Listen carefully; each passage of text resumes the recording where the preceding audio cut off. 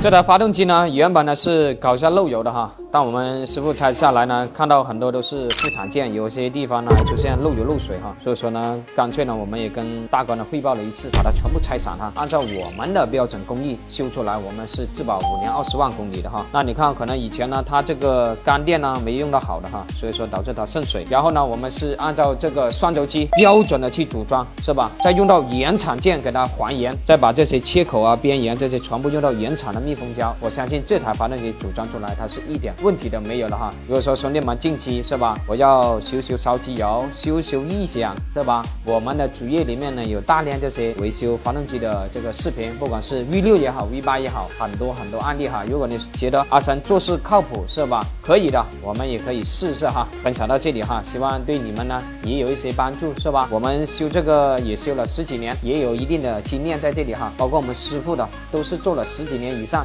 进行去组装你的发动机的哈。我们是实实在在给到你的一个质保哈。分享到这里啊，不管是人也好，车也好啊，始终要保持最精神的状态哈。OK， 精神。